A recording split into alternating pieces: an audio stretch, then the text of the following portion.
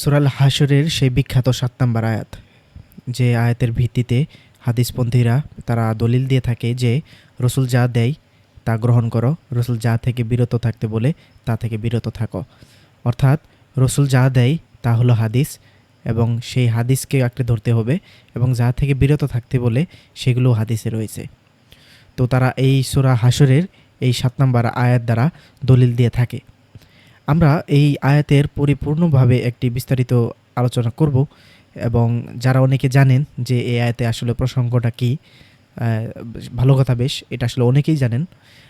আর যারা জানেন না তাদের জন্য জাস্ট সেটাও আমি বলে দিব, মানে প্রচলিত আমরা যে জিনিসটা বলে থাকি সেটাও বলবো, এবং তার সাথে সাথে আমরা এই একটা নতুন পয়েন্ট যোগ করব এই আয়াতটিতে। আশা করি আপনাদের খুব ভালো লাগবে, বা একটু কিছু বিশ্লেষণের বা বোঝার মতো কিছু থাকবে এখানে। যাই হোক, আমি আদৌ মূলত যে বিষয় নিয়ে আলোচনা করব সেটা হলো যে আমি যা বুঝি তা বলবো। আমি যত কথাই বলি তা একমাত্রই আমার উপলব্ধি, কোরআন পড়ে আমি যতটুকু বুঝি সেটুকু আপনাদেরকে বলি। আর কোরআনের সঠিক জ্ঞান পেতে হলে আপনাদের কোরআন পড়তে হবে, আপনারা কোরআন পড়বেন। তবে আমরা এই সূরা আল হাশরের এই ৭ নম্বর আয়াতের যে অংশটুকু, আমরা যদি সেখানে যাই যে রসুল তোমাদের যা দেয় তা গ্রহণ করো, আর যা থেকে সে তোমাদের নিষেধ করে তা থেকে বিরত হও। আমরা এই একই আয়াতের, মানে এই একই আয়াতের যদি শুরু থেকে প্রসঙ্গটা পড়ি তাহলে একেবারেই সেটা মানে ক্লিয়ার হয়ে যায় আদৌ প্রসঙ্গটা কী বোঝাচ্ছে। তারপরেও আমরা একটু পড়ে নেই, যারা জানেন তারা তো ভালো, আর যারা জানেন না তাদের জন্য এটা পুনরায় পড়া। আল্লাহ জনপদবাসীদের নিকট থেকে তার রাসূলকে ভাই হিসেবে যা দিয়েছেন তা আল্লাহর রসুলের আত্মীয়র স্বজনদের, ইয়াতিমদের, মিসকিন ও মুসাফিরদের, এটি এজন্য যে যাতে ধন সম্পদ তোমাদের মধ্যকার বিত্তশালীদের মাঝেই কেবল আবর্তিত না থাকে। তাই রাসূল যা দেয় তা গ্রহণ করো, আর যা থেকে সে তোমাদের নিষেধ করে তা থেকে বিরত হও, এবং আল্লাহকেই ভয় করো, নিশ্চয়ই আল্লাহ শাস্তি প্রদানে কঠোর। তো দেখুন, এখানে কিন্তু বোঝাই গেল যে এখানে আসলে ভাই সম্পদের কথা বলতেছে, যা কিনা আল্লাহর রসুলের আত্মীয় স্বজনদের, ইয়াতিমের, মিসকিন ও মুসাফিরদের জন্য, এবং সে তাদের ভিতরে ভাগ বাটোয়ার যে কথাটা তাদেরকে বলতেছে যে রাসূল তোমাদের যেভাবে ভাগ করে দিবে, যেভাবে দিবে সেগুলো নিবে তোমরা এই ভাই সম্পদ থেকে, এবং যেটা থেকে তোমাদের নিষেধ করবে সেটা তোমরা নিবে না, বা সেটা তোমরা গ্রহণ করবে না। তো মানে সেটা থেকে আর কি বিরত থাকবে, আর কি সেটা থেকে বিরত থাকবে। তো আমরা এখানে তো ক্লিয়ারলি বুঝে যাই যে এখানে কোনোভাবেই হাদিসের প্রসঙ্গ আসতেছে না, এখানে জাস্ট আসতেছে সেই ভাই সম্পদের কথা। ভাই সম্পদ মানে হলো বিনা যুদ্ধে প্রাপ্ত বা বিনা পরিশ্রমে প্রাপ্ত একটি সম্পদ, বা একটি বলা চলে, মানে ধন সম্পদ বলা চলে, তো বা অর্থ সম্পদ। সেহেতু হযরত মুহাম্মদ সাল্লাল্লাহু আলাইহি ওয়াসাল্লাম এবং তার সমসাময়িকার যারা সাহাবী ছিল তারা বিনা যুদ্ধে যে ভাই পেয়েছে তার কথা আল্লাহ তাআলা বলতেছেন যে সেটা আল্লাহর জন্য, রাসূলের জন্য, আত্মীয় স্বজনদের জন্য, ইয়াতিমদের জন্য, মিসকিন ও মুসাফিরদের জন্য। সেহেতু এটা এই জন্য যে যাতে সেটা সেই ধন সম্পদগুলো তোমাদের মধ্যকার শুধুমাত্র বিত্তশালীদের মাঝে কেবল আবর্তিত না থাকে, অর্থাৎ ধন সম্পদ যাতে শুধুমাত্র ধনীদের কাছেই না থাকে, আরও মানুষের কাছে যাতে সেটা পৌঁছায়, যার জন্য এটা ভাগ করে দেওয়া। এখন এই প্রসঙ্গটা অনুযায়ী যদি আপনার একটু দ্বিমত থাকে তাহলে আপনি এর আগের আয়াতটি পড়তে পারেন, তাহলে আরও ক্লিয়ার হয়ে যাবেন। যেমন সূরা আল হাশরের ৬ নম্বর আয়াতে আল্লাহ তাআলা বলতেছেন যে আল্লাহ ইয়াহুদীদের নিকট থেকে তার রাসূলকে ভাই হিসেবে যা দিয়েছেন, তোমরা তার জন্য কোনো ঘোড়া বা উটে আরোহণ করে অভিযান পরিচালনা করোনি, বরং আল্লাহ তার রাসূলগণকে তাদের উপর কর্তৃত্ব দান করেন, মানে ইচ্ছা অনুরূপ এসে কর্তৃত্ব দান করে যাদের উপর আল্লাহ সব কিছুর উপর সর্বশক্তিমান। তো মূলত যা বুঝলাম যে এখান থেকে সেই ভাই শব্দের বিষয়টাই আসতেছে, যেটা বিনা যুদ্ধে প্রাপ্ত সম্পদ, অর্থ সম্পদ। এই যে দেখতেই পাচ্ছেন যে তোমরা তার জন্য ঘোড়া ও উঠে আরোহণ করে অভিযান চালনা করোনি, তার মানে সেটা তোমরা তো তেমন কোনো পরিশ্রম করিনি, তো বিনা যুদ্ধে পাইলা, সে তো এখানে কোনো নাই। এই জন্যে আল্লাহ তাআলা বলতেছেন যে তুমি রাসূল যা দেয় তা গ্রহণ করো, রাসূল যা দেয় সেটা হলো সেই ভাই সম্পদ, রাসূল যা থেকে তোমাদের নিষেধ করে তা থেকে বিরত থাকো, অর্থাৎ সেই ভাই সম্পদ থেকে যেটা আল্লাহ রসুল যেটা নিতে না করবে, যে তোমাদের এটা প্রাপ্য না, এটা অমুকের প্রাপ্য, সেই হিসেবে তোমরা নেও।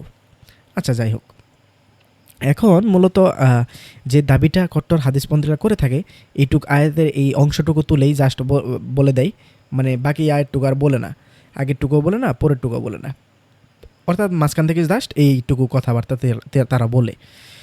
তো আমি যদি তর্কের খাতিরে মেনেও নেই যে রাসূল যা দেয় তা গ্রহণ করো, এটা বলতে হাদিস বোঝাচ্ছে যে রাসূল যে তোমাদের হাদিস দিয়ে গেছেন সেই হাদিসটিকে গ্রহণ করো। যদি আদৌ এটাই যদি বুঝিয়ে থাকে, এখানে কিন্তু আরেকটা বিষয় হলো যে এখানে কিন্তু রাসূল যা দেয় তা গ্রহণ করো বলতেছে, এখানে কিন্তু বলে নাই যে নবী যা দেয় তা গ্রহণ করো। এটা কেন বললাম? আমরা হাদিসে পাচ্ছি হইল নবী সাল্লাল্লাহু আলাইহি ওয়াসাল্লামের কথা, কাজ, অনুমোদন, এগুলো পাচ্ছি, তাই না? সেখানে যদি আমরা মনে করি যে রাসূলের পেয়েছি, তাহলে কিন্তু খুব বিপদে পড়বো আমরা। কেন? আল্লাহ তাআলা রাসূল ও আল্লাহর মধ্যে তফাৎ করতে নিষেধ করেছেন। রাসূল সূরা নিসার 150 নম্বর আয়াত। সেহেতু তফাৎ করলে রাসূলের একটি গ্রন্থ বা রাসূলের হাদিস আবার আল্লাহর হাদিস দুটো আলাদা করা আমাদের জন্য ঠিক না। কারণ আল্লাহ নিজেই বলেছেন রাসূলও মানে আল্লাহ ও রাসূলগণের মধ্যে তফাৎ করা যাবে না। সেহেতু আমরা হাদিসকে নবী সাল্লাল্লাহু আলাইহি ওয়াসাল্লামের কথা হিসেবে একটাই করতে পারি, তার ব্যক্তিগত লাইফের, তার নবীর লাইফের।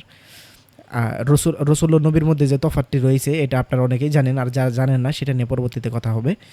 কিন্তু এটা আমাদের পূর্ব থেকেই এই বিষয় নিয়ে কথা বলা এবং সেগুলো নিয়ে ভিডিও অনেক রয়েছে, আপনারা চাইলে দেখতে পারেন।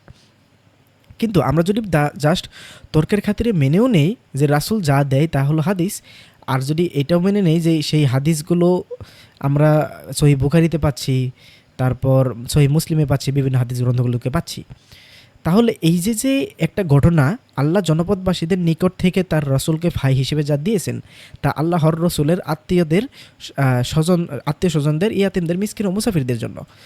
অর্থাৎ এখানে কিন্তু এটা কোনোভাবেই অস্বীকার করার মতো কিছু নেই যে রসুল সাল্লাল্লাহু আলাইহি ওয়াসাল্লাম এই আত্মীয় স্বজনদের, ইয়াতিমদের, মিসকিন ও মুসাফিরদের ভাগ বন্টন করে দিয়েছেন সেই ভাই সম্পদগুলো, ধন সম্পদগুলো, এবং কি এটা হাদিসেও রয়েছে যে ধন সম্পদ তাদের মধ্যে আল্লাহর রসুল ভাগ করে দিয়েছেন, এটা রয়েছে। আচ্ছা, তাহলে আমরা যেটা বুঝলাম যে রাসূল তোমাদের যা দেয় তা বলতে এখানে ভাই সম্পদও বোঝাচ্ছে, আর তর্কের খাতিরে কি মেনে নিছি যে সেটা হাদিসও বোঝাচ্ছে। আচ্ছা, সব কিছুই বুঝাইলো, হাদিসও বুঝলাম, কিন্তু এই যে আত্মীয় স্বজনদের, ইয়াতিমদের, মিসকিন ও মুসাফিরদের জন্য যে একটা ভাগ বন্টন, এই ভাই সম্পদটি যে একটা ভাগ বন্টনে দেওয়া হয়েছে, এখানে আয়াতটির প্রসঙ্গ, রাসূল যে সেটা ভাগ বন্টন করে দেবেন, হাদিসে তো অবশ্যই সেই ভাগ বন্টন, সেই পরিমাণগুলো কাকে কতটুকু দিয়েছে, কোন সাহাবী কতটুকু পেল, বা কে কতটুকু পেল, ইয়াতিমদের কতটুকু দিল, মিসকিনদের কতটুকু দিল, মুসাফিরদের কতটুকু দিল, আত্মীয় স্বজনদের কতটুকু দিল, এই যে একটা ভাগ বন্টন, সেটা অবশ্যই হাদিসে থাকার কথা। যেহেতু রাসূল হাদিস দিয়েছেন, সেহেতু সেই হাদিসে তো এটা থাকবে যে তিনি মানুষকে এই ভাই সম্পদগুলো কীভাবে ভাগ করে দিয়েছেন, কতটুকু করে ভাগ করে দিয়েছেন, তা থাকার কথা নয়। লজিকটা বুঝছেন তো? কিন্তু কোনোভাবেই হাদিসে এই ভাই সম্পদ ভাগের বিষয়টি নেই, মানে কাকে কতটুকু দিয়েছেন এটা কোনোভাবেই হাদিসে নেই। চিন্তা করে দেখেছেন কখনো? হাদিসে এটা নেই যে রাসূল সাল্লাল্লাহু আলাইহি ওয়াসাল্লাম কাকে কতটুকু সম্পদ ভাগ করে দিয়েছিলেন। এই যে ভাই সম্পদের আমরা কথা পেলাম, তার মানে ভাই সম্পদটি আত্মীয় স্বজনদের কতটুকু ভাগ করে দিল, ইয়াতিমদের কতটুকু ভাগ করে দিল, মিসকিনদের কত পরিমাণ দিল, মুসাফিরদের কত পরিমাণ দিল, এটা হাদিসে নেই। হাদিসে জাস্ট বলা আছে যে ভাগ করে দিয়েছিলেন। তাহলে আমরা যা বুঝলাম যে কেউ যদি দাবি করে থাকে রাসূল যা দেয় তা হলো হাদিস, তাহলে ভাইজান হাদিসে কেন এটা নেই যে তিনি কাকে কতটুকু ভাগ দিয়েছেন? এটা কেন নেই? এটা কি মাথাতে আকল খাটে না? আর তার থেকে আরেকটা বড় কথা হলো যে যদি ভবিষ্যতে কখনো যুদ্ধক্ষেত্রে ভাই সম্পদ কেউ পায়, বা মুসলিমরা আমরা যদি কখনো পাই, সেটা আমরা কিভাবে আত্মীয় স্বজনদের, ইয়াতিমদের, মিসকিন ও মুসাফিরদের কাছে ভাগ করে দিব? সেটা হাদিস থেকে আমাকে দেখাতে হবে না? যেহেতু এই হাদিস যেহেতু কোরআনের আয়াতের ব্যাখ্যা, সেহেতু এই আয়াতে তো ভাই সম্পদ ভাগের কথা বলা হলো। তাহলে সেই আয়াতগুলো বা সেই এইগুলো আর কি, সেই ভাগ বন্টনগুলো পরিমাণ যদি আমরা না জানি, তাহলে আমরা কিভাবে সেগুলো ভাগ করে দিব?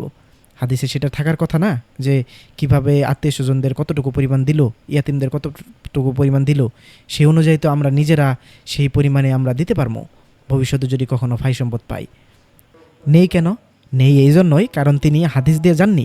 এখানে প্রসঙ্গটা একমাত্র সেটাই যেটা হইল, মানে অন্তত এই আয়াতের প্রসঙ্গ সেটাই যেটা হইল ভাই সম্পদ ভাগ করার ব্যাপারে। এখন এটা নিয়ে যদি কেউ একেবারে গোজামিল দেয় বা যদি তেরেমি করতে থাকে বা পেঁচানো শুরু করে, তাহলে সেটা একান্তই তাদের বিষয়। আর এই ভিডিওতে যে বিষয়ে আলাপ করলাম সেহেতু কোনো যদি ভুল ত্রুটি হয়ে থাকে ক্ষমা দৃষ্টিতে দেখবেন, এবং যদি কোরআনের বিরুদ্ধে কোনো কথা বলে থাকি তাহলে অবশ্যই সেটা আমাকে ভুলটি ধরিয়ে দিবেন, ভুলগুলো ধরিয়ে দিবেন। আমি অবশ্যই নিজেকে সংশোধন করার চেষ্টা করব।